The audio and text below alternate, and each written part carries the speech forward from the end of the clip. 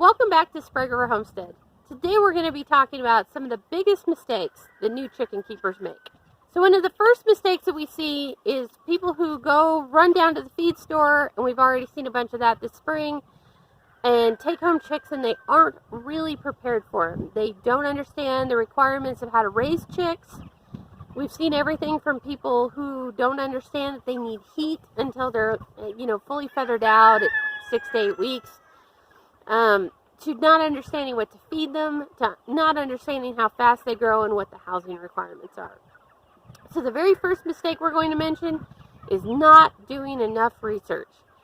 With any livestock or any live animal, you really need to know what you're getting into on the front end. You don't really want to be learning on the fly some of the vital stuff when lives are at stake.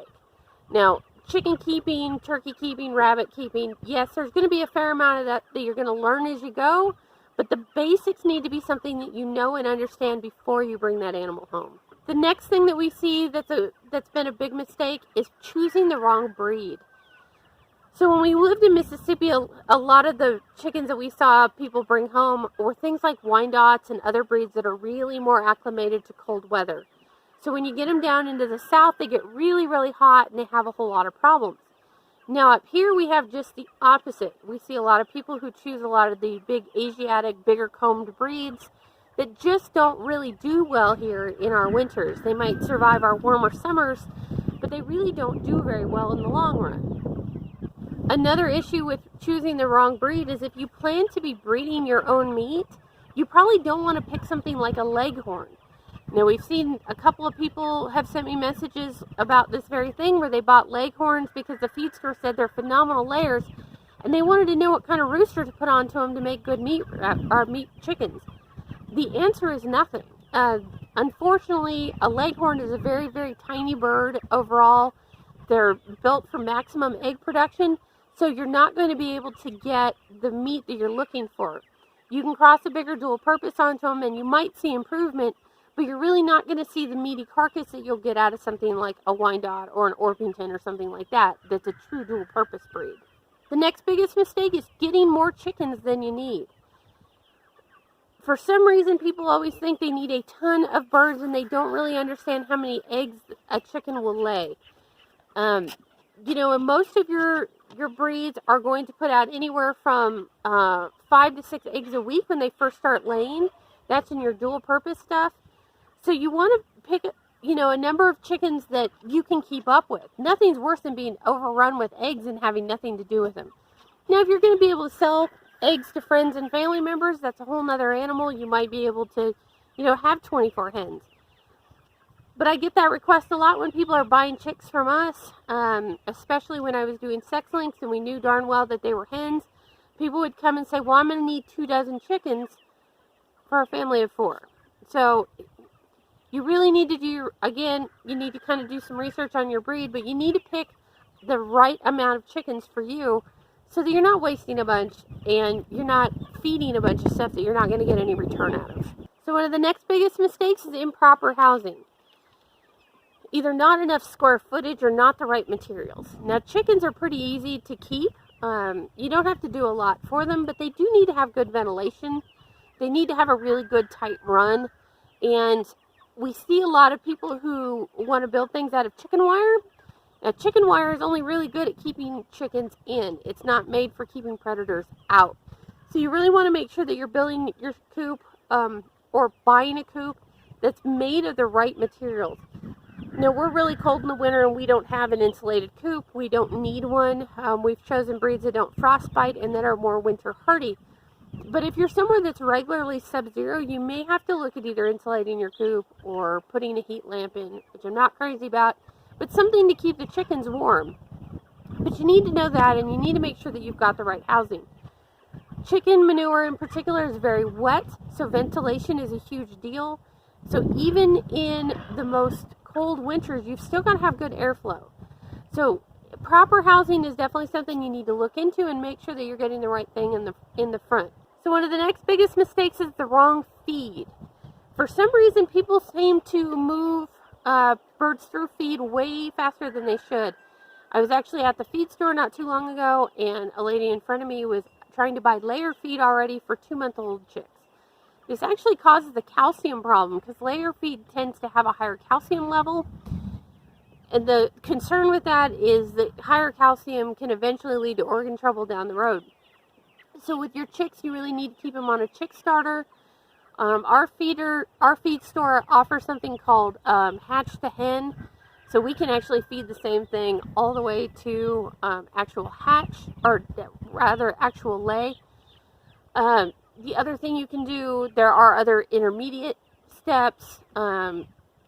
There's a feed that we used to use when we lived down south that was a chick starter that you were supposed to use until 2 or 3 months. And then they had a grower, and then they had a layer. So there's different steps along the way. If you want to keep them on a chick starter, I think Purina now actually says that you can use it all the way to lay. What you want to do is right before they start laying, move them to a layer feed so that they're getting that bump up of calcium. But you need to make sure that you're feeding them the right things to make sure that they're growing correctly for a good long life. So thinking that everything must free range is the next biggest mistake we see new chicken keepers make. Now, I'm not saying free range is a bad thing. We have free ranged off and on for years. When we lived in Mississippi, we did it far more than we do it here. We have just too many predators.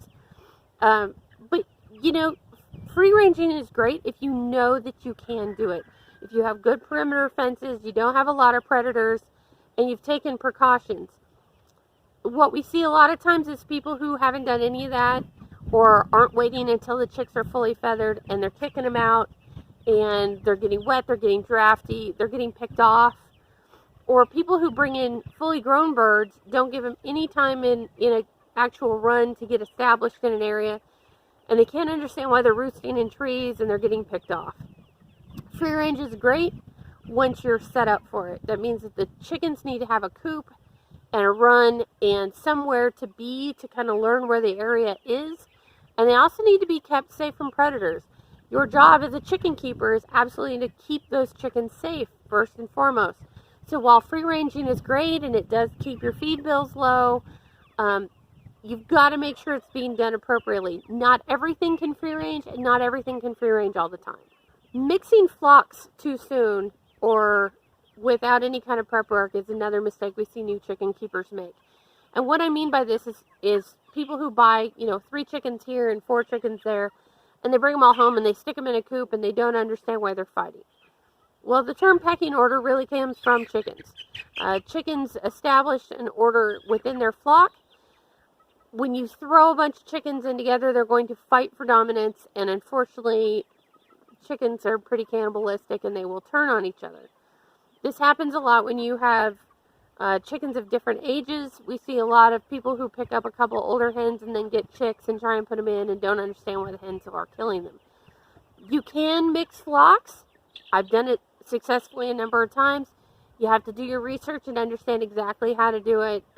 Usually putting them in at night works really well, but you also need to make sure that the birds are of similar size. You also need to know that some breeds just flat out do not get along together. We've had really passive breeds, like some of our Americanas have always been really laid back. When you put them with something more aggressive, like a Buckeye, or some of the Wyandotte breeds, they will always have some kind of friction. The more aggressive birds tend to bully the other ones. So make sure that you understand the personality traits of the birds that you're bringing in, and make sure that they complement each other and that there's something that can actually live together. So the gist of most of these can all be boiled down to pretty much one thing, and that is not doing enough research. Now, compared to rabbits and some of the other things we do, there are a million books and websites and videos all about raising chickens. So go out and make sure that you're doing your research and you know, one, what you're getting into, what you need to be feeding, what your housing situation should be. And there's a lot of really good websites talking about breeds, so you kind of get a better idea of breed personality, strengths and weaknesses, how many eggs you can expect, are they good for meat, do they handle cold weather, are they more acclimated for hot weather. So research is vital, and it's one of the biggest mistakes overall that we see new chicken keepers make, is not enough research. So if you are a new chicken keeper or considering becoming one, we hope that this video helps you be more prepared and to make some good choices on adding birds to your farm. If you have questions, comments, concerns, leave them down in the comments. We'll be happy to try and get back to you. And that is it for today from Sprague Homestead. I hear the rumble of thunder, so I'm going to hightail it to the house. Happy homesteading!